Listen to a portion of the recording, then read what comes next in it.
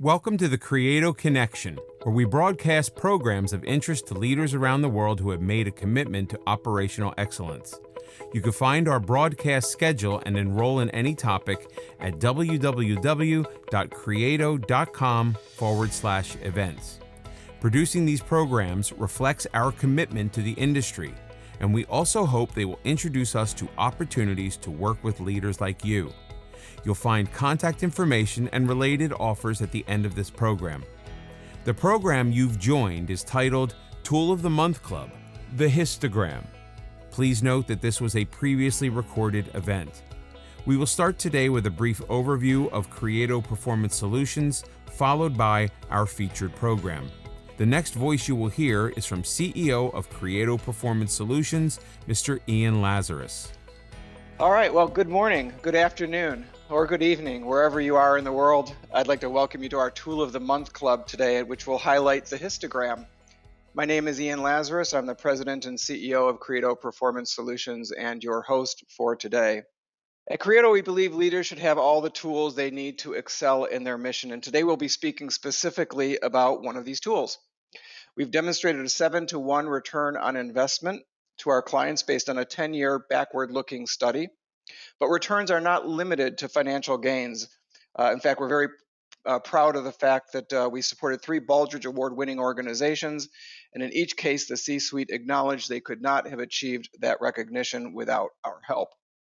In a moment, I'll introduce our guest speaker, but first, some advice on how to get the most from this session. To provide you with the best audio experience, you can hear us, but we can't hear you, but we actually do want to hear from you. So please direct your attention to the control panel provided by GoToWebinar, the platform that we use for these programs. The panel provides options for computer versus phone audio, a chat window, and a place to submit questions. Give us your questions there, and we'll respond either within the control panel or our speaker will answer your question as part of the program. If we're moving too fast through the material, or if you have other time-sensitive feedback, send us a chat message.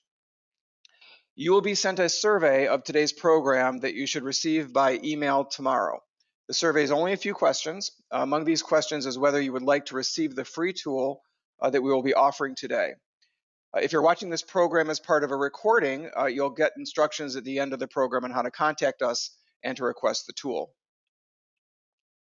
The Tool of the Month Club offers a new tool once per month over the course of the next year. Attend every program, get every tool, and we will issue you a certificate of completion.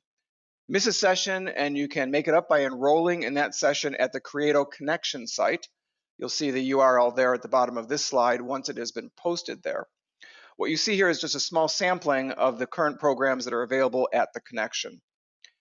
Programs on the Creato Connection are available 24/7, so we can work around your schedule and help you to become the leader that you wish to be. And now, on to our featured program and to the introduction of our faculty. Dr. Novikov is the professor of orthopedic surgery at the University of Virginia School of Medicine. Wendy is the faculty at American College of Healthcare Executives and a Lean Sigma Master Black Belt. Wendy has been a senior associate partner with Creato for 20 years. We've been working together for that long, and every time those words leave my mouth, I just can't believe that we've had this kind of a great history working together and doing so much work in the industry together. So I really do appreciate Wendy being a part of our faculty for the Tool of the Month Club. Wendy has published more than 90 peer-reviewed papers and 100 abstracts. So if you ever ask Wendy for her resume, you better have a lot of paper in your printer. With that, it gives me great pleasure to introduce to you Wendy Novikov. Hi, everybody. I'm just switching my screen around so that you can see the Tool of the Month Club. Ian, can you confirm that you're seeing that slide? It does. Wonderful. It looks great. Thanks. Great.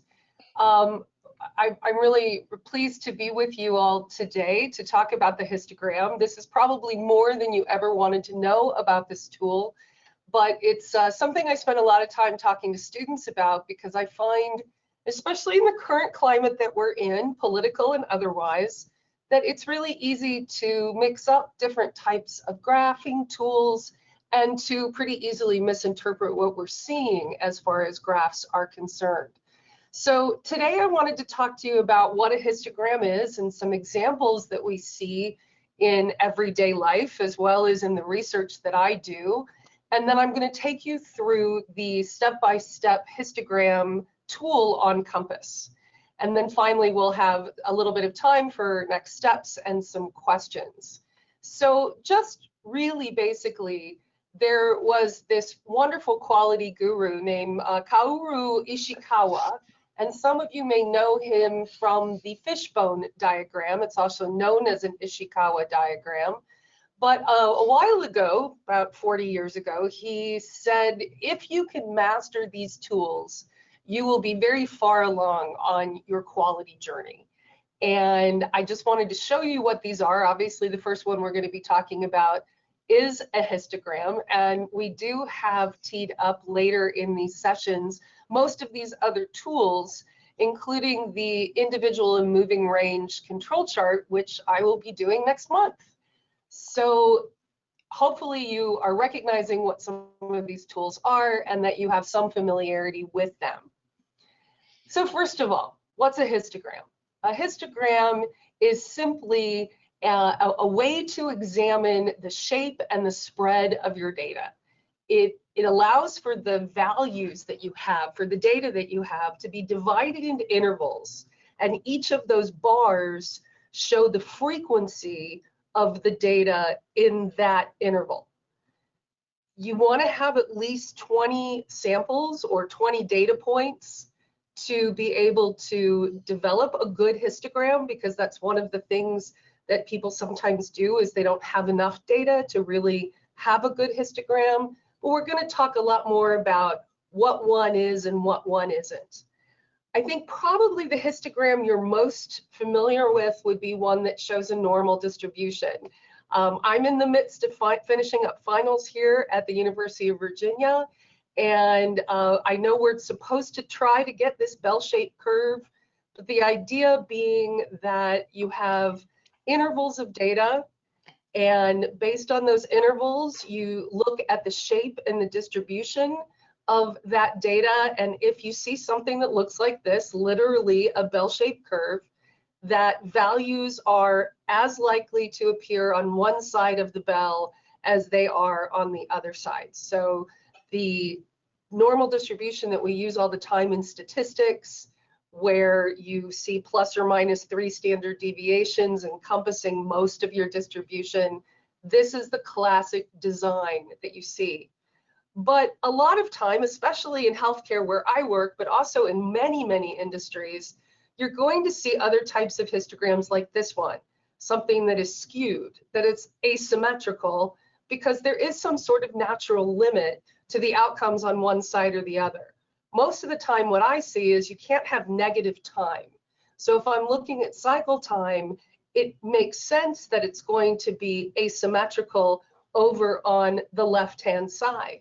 And this is considered, actually funny enough, a right skewed distribution, because that's where the tail goes. You can either have them be right skewed or left skewed. There are many, many different statistics that you can use to determine exactly how skewed it is or exactly how not normal it is, but you probably have seen quite a few distributions that look like this, especially time is one that we see a lot. You can also see a binomial distribution, and I have to say that in one of my statistics classes, I'm seeing this, that as far as grades on tests, I'm seeing a bimodal, so more than one peak in my data. I'm seeing a lot of people that passed, and then there's this sort of middle where there's nobody, and then I get over to the other side where a whole lot of people failed. So hopefully we can figure out exactly what's going on with all those students. But what really this is showing me is two different distributions that have been combined together. This becomes really important when you're looking at output data or any process data, because you want to be able to say, is there a difference in how performance is going maybe at night versus the day shift, weekends versus weekdays, and so on, that you really can have a better understanding of how your data and how your output and your process is really performing. And then finally, we have something called a multimodal, which makes sense. We had a bimodal with two sort of humps and plateaus. And this one is saying instead of just two distributions that are put together, we actually have more. In the case of this histogram, we probably have at least 4 different normal distributions that have gotten put together. And what we would want to do with these kinds of graphs is to be exploring the breakdown of our data a lot more to figure out what exactly is causing this behavior. One thing we do see about this all the time would be day versus weekend, or excuse me, weekday versus weekend. So maybe it's calls to a call center or admissions to an inpatient hospital, that things really are going to be different based on the time of day or the day of week. And we could explain why this distribution looks the way it does. So I wanted to spend a little bit of time on this, talking about histograms in practice, because I forget an awful lot. And, you know, I work in statistics and graphs and everything every day, and I still mess these things up. So I wanted to spend some time saying that a histogram is not a bar graph, and we have to be really careful in the way that we interpret them. So that a bar graph, which you've probably seen many of, shows the frequency of some outcome on the y-axis based on some category or group on the x-axis. Usually the x-axis is related to time, but it can be any grouping variable. While a histogram is really a special type of bar chart, where we're really focused on looking at the overall spread and shape, and we are not looking at how they're grouped. We're not looking at time. We're really looking at all of the data that we have and trying to show that spread, that shape, and the frequency of distributions.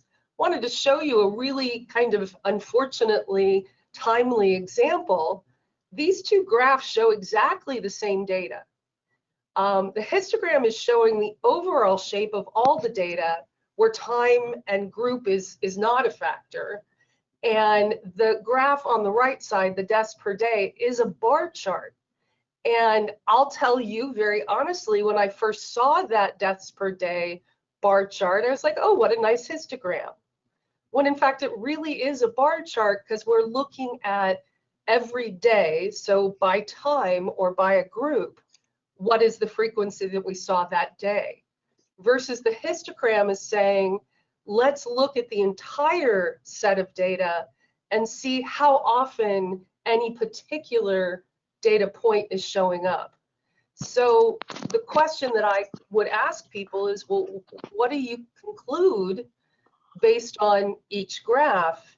And certainly you can see, wow, we're seeing this rapid increase over on the right side at the bar graph of the number of deaths per day, which is concerning. We're starting to see things go down. This obviously was a graph from earlier in the year, and we're starting to see things go back up. But as an epidemiologist, I might really want to look over and say, how many times am I seeing 0 deaths per day versus how many times am I seeing 200 deaths per day? I'm answering a different question. So as I said, these are both the exact same data presented in a very, very different way. Important to know the difference. This is also the case when I'm looking at histograms versus control charts or run charts. So again, we're talking about in a histogram, we're not looking at the influence of time, we're looking at variation within an entire distribution. So if I am looking at a control chart, and I'll show you an example on the next slide, what is the variation in the COVID death rate per 100,000 people per county would be a really good thing to put on a bar chart, and also can be used in a control chart, versus what is the shape and spread of the distribution of COVID case rates over an entire state, for example. This data on this slide came from Pennsylvania, the state of Pennsylvania, just because they happen to be on my mind lately. Again, exactly the same data, but look at the difference in the message that you're getting out of the data and how it's being presented. So on the left side, you're seeing the histogram, and it's showing how often these rates are showing up. And for the most part, we're seeing, thankfully, the most and highest frequencies are in very low death rates per day, or death rates per 100,000 people. But if I wanted to see how things are varying across time or across space, I could use something like an eye chart, which is an individual control chart. And it's showing me, I do care about space and time, each individual observation, so I can see the variation between points. Very different view, same data, but I might be wanting to answer different questions, which I can do. So I wanted to take a second and just make sure that there weren't any questions from the panel or from the audience, because these are things, as I said, I still have to really, really try very hard not to mess it up and realize that there are a lot of different ways that we can show data. So Wendy, a question I'd like to ask from our audience is as follows. I've seen specification limits on histograms before. What is the difference between specification limits on histograms and limits and control limits on run charts? That's a great question. That I've always looked at this because I do study statistical process control, which uses control charts and control limits. And I also do a lot of work in Six Sigma and Lean, which is more focused on specification limits. So the specification limits are based on voice of the customer. And what they're saying to me is, I would like to put some sort of limits. I'm not sure if you can see my arrow. Yep. Are you able to? I can, yep. So wonderful. So this is also very timely. The governor in my state is saying if we start seeing more than a certain number of deaths per day or deaths per 100,000, then we're going to put a spec limit where that is. That is my customer telling me, I don't want to see any observations higher than that. So anything outside of that spec limit would be out of spec, not meeting my customer needs. Over here on the control chart, this is the voice of the process versus voice of the customer. And the statistical program is calculating plus or minus 3 standard deviations from the mean. Now, I did also, for this control chart, put a lower bound here because there can't be less than 0 deaths.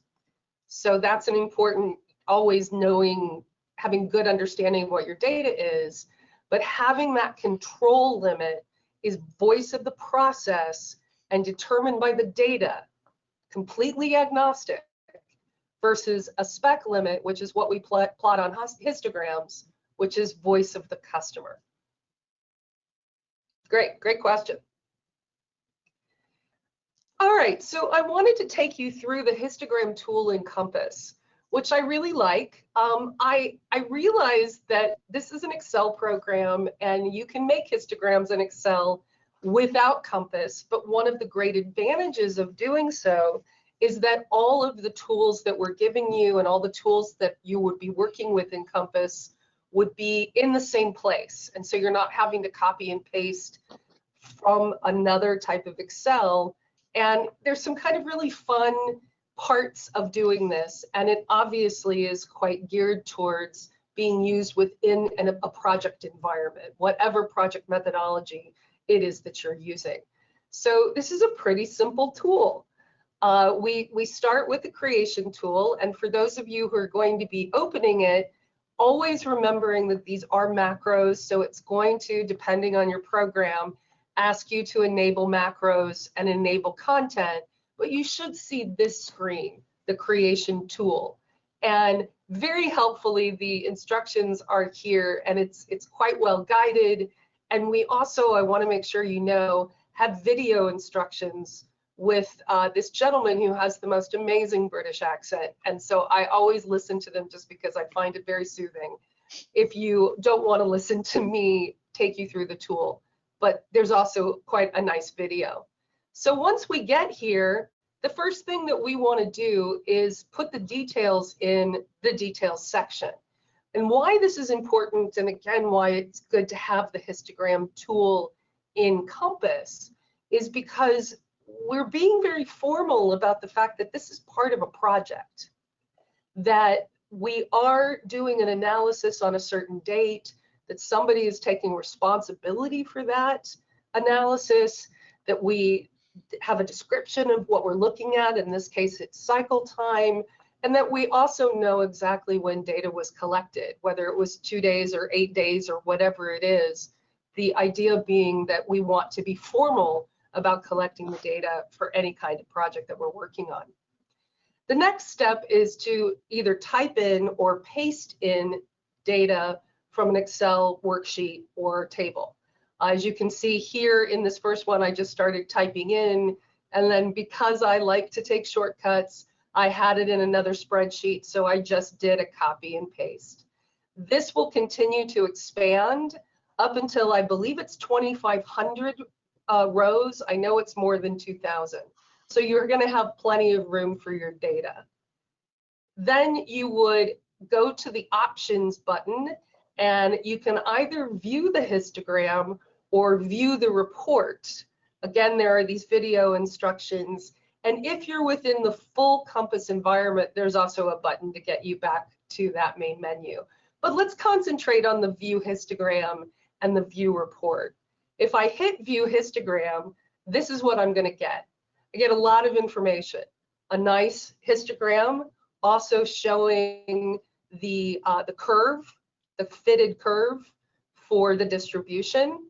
It shows me the date of the analysis and who did it, the measurement, some basic statistics, mean and standard deviation, how many samples I had, median, because that can be really important, especially when you're talking about skewed data.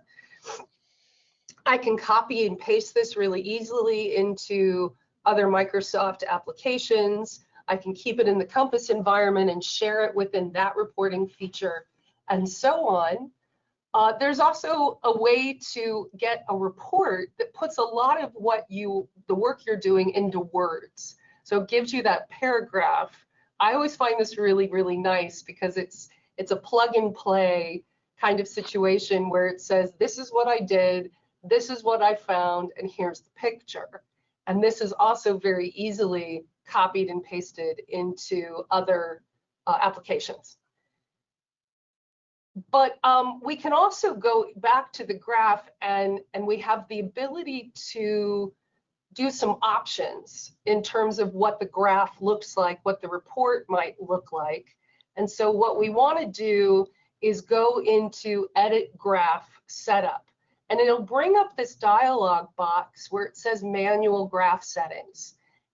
It's really kind of fun to play around with this, so I hope you do get the tool. You can change the number of groups that you have. You can change what's known as the bins or the bin sizes. So it changes a little bit in the way your data are going to be displayed based on what it is that you're trying to say. It allows you to change the lower and upper limit. It allows you to change the rounding. And whenever you're making changes, you would obviously make the change in the table and then hit resize graph so that it accepts the changes. The best part about this is that if you start fooling around with things and you don't like what you see, you can always revert to automatic. And that allows you to go back to the factory setting, so to speak, and give you your original histogram.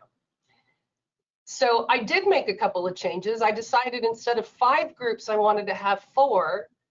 And I went in, and now you can see I've changed the histogram, and also it's going to change my standard line, my fitted line. But also there is a way to use a lot of the Excel functions within this tool to change colors and to change data elements and styles. You want to kind of hit those highlighted, I think they're put in red, they come up when you click on the histogram, some editing tools. And there are lots of things that you can do. This shows the chart elements, so you can add axes and titles, chart titles, data labels. You can even add the legends, the grid lines, the data table itself, and so on. And then up here is a way that you can change the color. And because it was navy and because I'm at UVA, I felt the need to change to orange because we're both navy and orange. But I just really wanted to show you that a lot of the functions that are in Excel are also available so that you can customize this to make it look the way that you want. So I'm going to stop here for a second and see if there are questions from the group. That was a pretty fast way to go through this, but it's a fairly straightforward tool, but the devil is always in the details and in the descriptions and in the interpretation of the data that you put into your histogram. Do we see anything? Wendy, no, thank you. That was a great presentation. And I have actually taken the controls back, and I ended up on the wrong slide, so let me catch up to where you were. The only other question I'm looking to verify is the one that we get all the time, and that is, can we get a copy of the slides? So the answer is yes. In the survey that you received from us, if you would like to receive those slides, just let us know. We'll send those on to you in a PDF. Wendy, that was great. I appreciate it very much, and look forward to working with you on our next webinar. And for those that are interested in that webinar, the next topic is the IMR chart. That's Friday, January 15th. You can register for that on our website. If you're getting our emails as a member of the Tool of the Month Club, you will probably get an invitation to sign up for it through the email as well. I want to remind you that we are a company that has 2 decades of experience in training in Lean Six Sigma and other methodologies. So if you would like to explore a further relationship working with Dr. Novikov or any member of our team, you can contact us at the email addresses that you see there. I want to thank everybody for joining us today. I hope you got some good value from the presentation. You're going to get also some great value from the tool.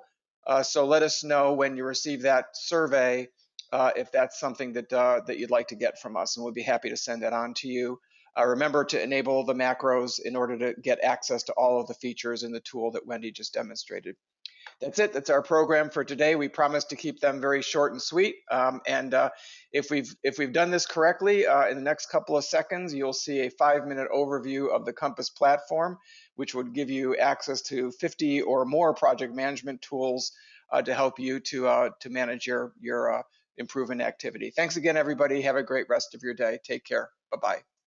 Welcome to this brief demonstration of the award-winning Compass Quality Management System.